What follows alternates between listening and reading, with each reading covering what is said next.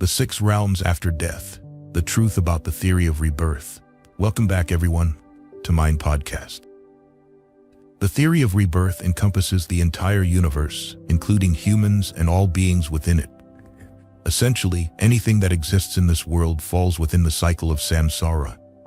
For instance, the giant Earth spinning on its axis in space, with one side facing the sun being bright and the other side being dark, causes the alternation of day and night, a phenomenon that has occurred continuously for millions of years. This incessant rotation from day to night and night to day exemplifies the cyclical nature of light and darkness, or day and night, which is an aspect of samsara. Similarly, the varying distances between the Earth and the sun create different levels of heat, leading humans to divide their living environment into 4 seasons: spring, summer, autumn, and winter. The perpetual change and rotation of these 4 seasons represent the samsara of the seasons. Each time we witness a loved one passing away, we experience deep sorrow because we will never see that person again in this life. The bonds formed over many years through close living, mutual care, and shared successes and failures are severed. Now that loved one is definitively gone, meaning they have died. Their rigid body remains, but where has their soul, their life force gone? This question rarely crosses our minds until we face the loss, at which point it fills us with many doubts and anxieties. To address this, we must explore where humans come from and whether life truly ends with death or if there is something beyond. Regarding the Buddhist theory of rebirth, what is it? Literally, rebirth, samsara in Sanskrit, refers to the continuous cycle of birth, death, and rebirth. This perpetual cycle is often symbolized by the wheel of samsara. We can imagine the wheel of samsara as a circle where human life continuously rotates, with no discernible beginning or end. This unending cycle traps humans in a sea of suffering from one life to the next until they achieve ultimate enlightenment and liberation. Around the world, most religions address the concept of rebirth, but each has its own interpretation. In Buddhism, when the Buddha attained the threefold knowledge Trividya, the knowledge of past lives, buddhistteachings, the knowledge of the divine eye, Dibbakaku, and the knowledge of the extinction of defilements, asavakayajnana, these insights answered his questions about human origins in the afterlife. The knowledge also explained why humans endure the cycle of birth and death. Through this realization, the Buddha recognized that rebirth is a fundamental truth imposed on all beings, leaving no one exempt. This realization was not a result of the Buddha's imagination, but from his enlightenment, revealing its existence since time immemorial, even before the Buddha's birth. The knowledge of past lives, buddhistteachings, is the clear wisdom that comprehends countless past lives of the present self. This realization affirmed the existence of rebirth. According to the Jataka tales, the Buddha clearly saw and remembered his innumerable past lives, knowing who he was, where he was born, and what he did. The origin of humans is explained through the knowledge of the divine eye, Dibbakaku, which sees the karma, actions, that lead to rebirth in accordance with the law of cause and effect. Where there is a cause, there will be an effect. If this exists, that exists. If this arises, that arises. If this ceases, that ceases. The divine eye, Dibbakaku, is the insightful eye that clearly sees the detailed past and future of all beings, observing beings dying in one place and being reborn in another within the 6 realms of existence. He saw the scene of people being reborn clearly, like someone standing on a high tower looking down at a crossroads, seeing people coming and going below. Thus, when a person dies, it is not the end. Rather, they are guided by their karma to be reborn in the 6 realms of samsara. On the final night of the 4th week, at the 3rd watch under the Bodhi tree, the Buddha attained the knowledge of the extinction of the defilements, asavakayajnana. Defilements are the impurities such as greed, hatred, and delusion, also known as karma, which are the good or bad seeds accumulated in the minds of beings over many lifetimes. Extinction means the end, signifying that the Buddha clearly understood the reasons causing beings to endure the cycle of birth and death. To attain liberation from samsara, one must practice and completely eliminate the defilements. In summary, due to the complete tranquility of his mind and the enlightenment of his spiritual wisdom, the Buddha remembered all events across countless past lifetimes. What the Buddha realized is challenging for ordinary minds to comprehend, but we cannot help but place our faith in his teachings.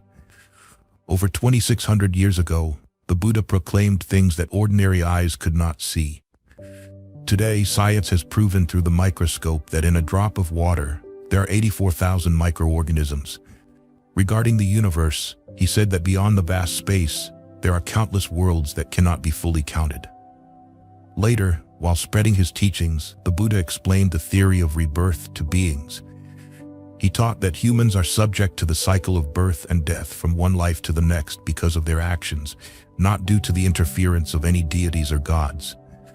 Good or bad actions, words, thoughts, and accumulated habits from many lives carry over to this life and continue to accumulate further, collectively called karma. This karma is the cause, and where there is a cause, there will be an effect. Therefore, after death, people must be reborn to experience the results of the good or bad causes they created in their previous lives. Discussing the samsara of all things, let's look around us. All the trees, mountains, rivers, and oceans do not escape the cycle of samsara. For example, a mango seed, an orange seed, a grapefruit seed, a tangerine seed, or a pine seed, when it falls to the ground under suitable conditions, will sprout into a seedling, grow into a tree, and bear fruit. If the fruit is not harvested, it falls to the ground, the seed separates, and when the conditions are right, it will grow into a new tree. This is the samsara of plants. Water in rivers and oceans also follows this cycle. Water evaporates due to the sun's heat, condenses into clouds when cooled, falls as rain, and the cycle continues. This is the samsara of water. Regarding the nature of humans, we see even more clearly the cycle of samsara. The Buddha taught that humans consist of two parts, name nama and form rupa. Form refers to the physical body and name refers to the mind or consciousness. Both the body and mind undergo their own cycles of samsara. For example, the human body is composed of 4 elements: earth, water, wind, and fire. The solid parts correspond to earth, e.g. skin, flesh, muscles, tendons, bones, hair, nails, teeth. Blood, pus, sweat, tears, and mucus are considered water. The respiratory system functions through inhaling and exhaling air, representing wind.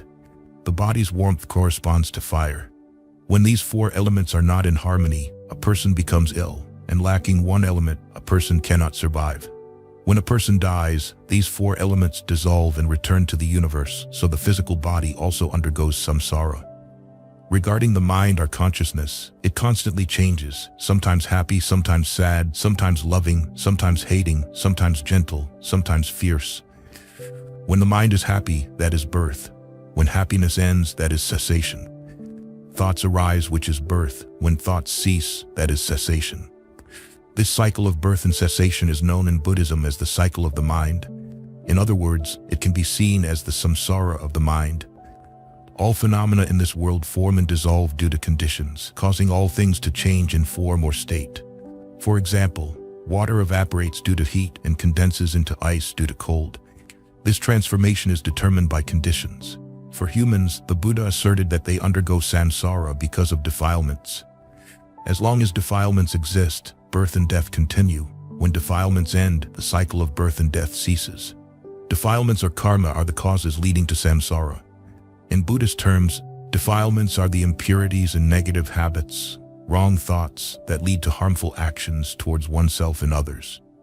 These factors accumulate in the minds of people over many lifetimes, and in this life, they continue to create more karma through their actions, speech, and thoughts.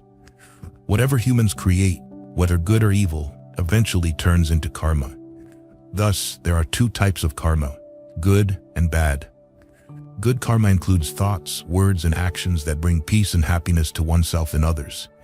Keeping the body pure means not killing, harming others or animals, not stealing, and not engaging in sexual misconduct. Keeping speech pure involves not lying, not speaking harshly, not engaging in slander, and not gossiping.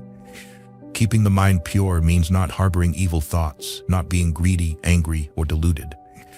Bad karma involves actions, words, and thoughts that are contrary to good karma, causing oneself anxiety and suffering and bringing misery to others. Karma itself is an abstract concept without a physical form, but it has the power to lead us through the paths of samsara. The more karma one creates and accumulates, the stronger its force becomes. This is referred to as karmic force. Karma, whether good or bad, does not arise naturally but is created by humans. Eventually, humans cannot resist the pull of karma, which leads them to experience the results of their actions in this life or the next, or at any given time. When the conditions are right, the results will manifest. What are the 6 realms of samsara? The depiction of the 6 realms of samsara describes conditional existences where beings are reborn after death. Samsara is the continuous cycle of birth and rebirth in 6 realms, where beings are born in one realm and reborn in another. This cycle of birth and death is unending. Only by practicing and eliminating defilements and attaining the fruit of arhatship can one escape the cycle of birth and death in samsara. The 6 realms are often illustrated by the wheel of life, including the realms of gods, demigods, asuras, humans, animals, hungry ghosts, and hell. Let us explore each realm. First is the realm of gods. In Buddhist tradition, the realm of gods is inhabited by celestial beings who possess miraculous powers and majestic appearances, more refined and beautiful than humans. The realm of gods is a place of purity, joy, and freedom from worry, anger, suffering, or despair. These celestial beings were once virtuous humans who performed many good deeds, accumulated much merit, and practiced true mindfulness. After their physical death, they are reborn in this realm and live a blissful life, free from worries about the future, as they possess the power to transform anything they wish. However, these celestial beings sometimes forget about their spiritual practice and the development of compassion and wisdom from their past lives. The scriptures state that the realm of gods is vast and divided into many levels, each corresponding to different degrees of good karma. For example, Queen Mahamaya, after giving birth to Prince Siddhartha, was reborn in the Tavatimsa heaven due to the great merit of giving birth to a future Buddha. Another example is Maitreya Bodhisattva, who is currently residing in the Tusita heaven, waiting for the right conditions to descend to this world to teach. According to the scriptures, before descending to the human world, Shakyamuni Buddha was a bodhisattva in the Tusita heaven. Celestial beings do not live forever in the realm of gods. Once they exhaust their merit, they must undergo rebirth, meaning they will die. Depending on their karma, they may be reborn as humans, ascend to a higher realm of gods, or descend to lower realms. Second is the realm of asuras. Asuras have powerful abilities but are not as majestic as celestial beings. Asuras are strong beings who, in their previous lives, had many talents but were greedy for fame and wealth, arrogant and boastful. Sometimes they are practitioners with high ranks, but still harbor greed, anger, and delusion. They enjoy being praised for their merits, accompanied by attendants wherever they go. They may have contributed significantly to the Dharma by building temples and monasteries, but still have lingering desires and anger. They are pleased when praised and angry when criticized. Their merit is less than that of celestial beings, so when they die, they are reborn in the realm of asuras. If they perform good deeds and are less angry, they may be reborn as humans. If they practice to eliminate their violent nature and do not cause harm, compete, or harbor anger, they can be reborn in the realm of gods.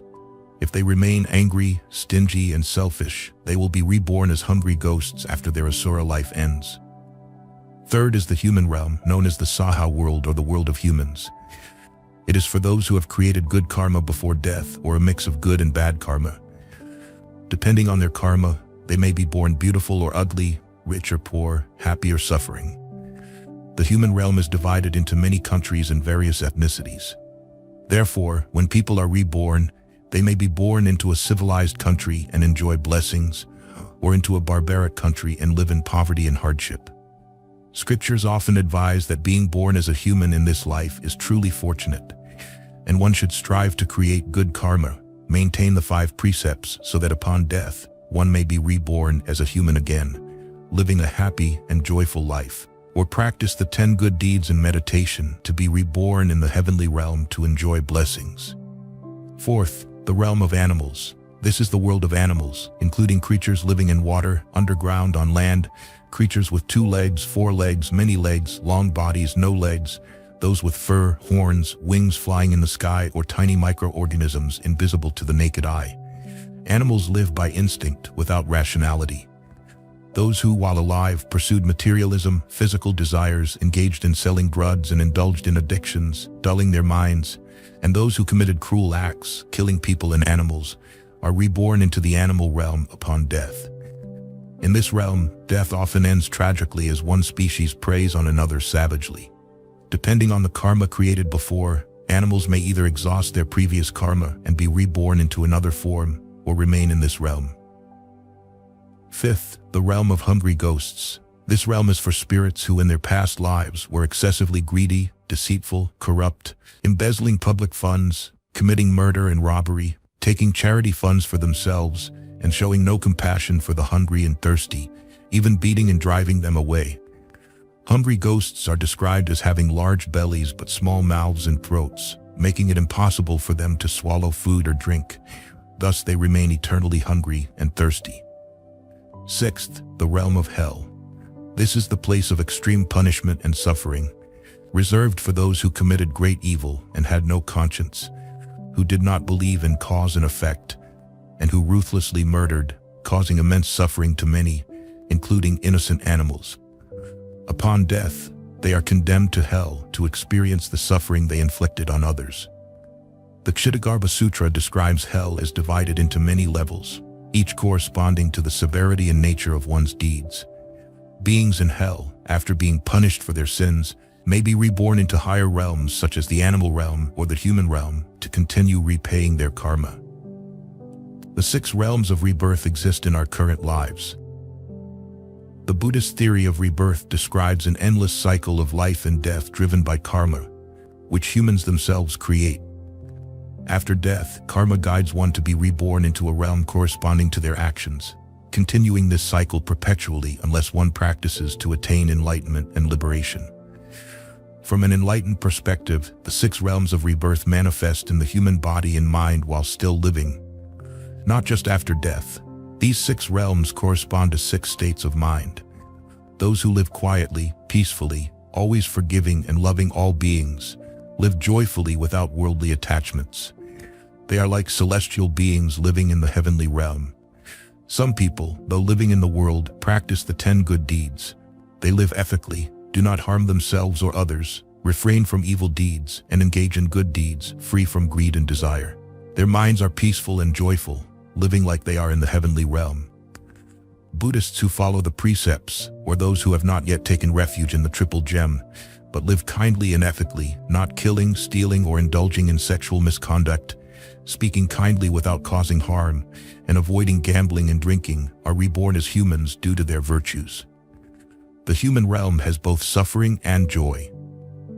To escape suffering, one should choose a life of practice, eliminating desires and attachments to attain a light and free mind. Asuras are those who are often angry, not tolerant, always yelling and fighting with others.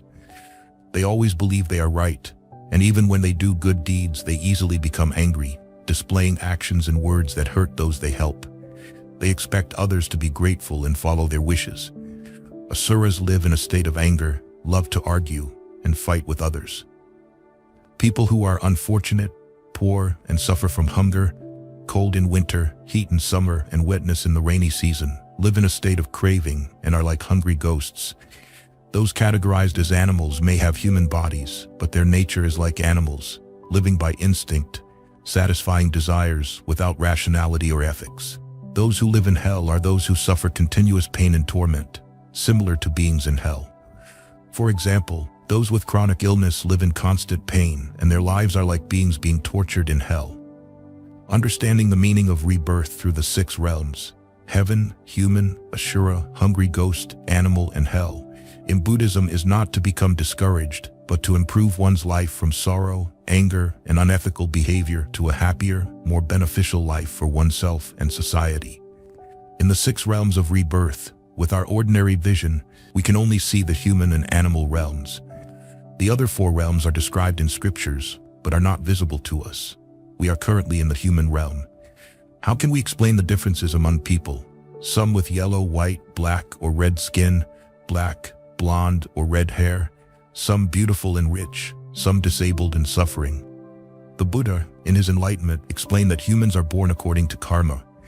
If in this life one does evil deeds causing suffering to others, their next rebirth will correspond to a life of suffering and poverty.